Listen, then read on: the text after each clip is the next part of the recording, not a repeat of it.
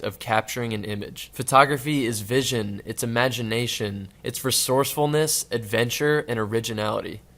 It's seeing the final result before tapping the shutter. It's not what you look at that matters, but what you see. Anyone can click a button and take a photo, but envisioning and creating a photo worth showing is a skill that is learned and practiced. But most importantly, photography does not make perfect sense. It just has to make some sense. Photography is very arbitrary and hard to find a true science in. Most art forms are. The nonsensical art that can mean anything to anyone of any background is usually lazy art. This is the kind of art where someone puts a red handprint on a canvas and says that it symbolizes the political regimes in the Middle East.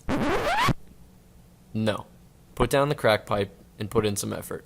With that being said, let's jump right in. Okay, before you run out and put sunglasses on your dog, we have to get you set up with the right settings. First, turn off live photo. Live photo is for sending your grandma pictures of your cats licking each other. There's no reason to have this enabled while taking professional photos. Live photo mode takes a 1.5 second video with audio before and after taking your picture. So you end up with this 3-second live photo that consists of one good frame and another 3 seconds of awkward smiling and some blurry movement. Turn it off, you won't need it. Just go to the camera, the top middle circular button, just tap it and turn it white.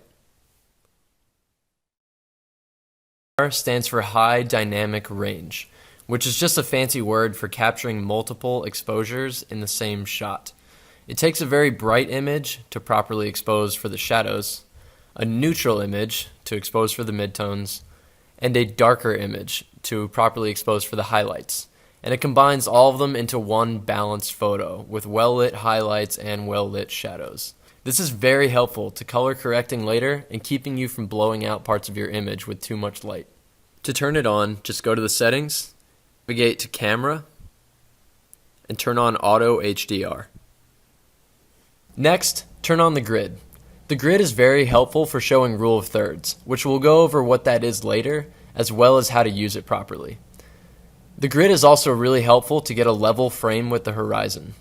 To turn it on, just go to the settings, camera, grid, switch to on,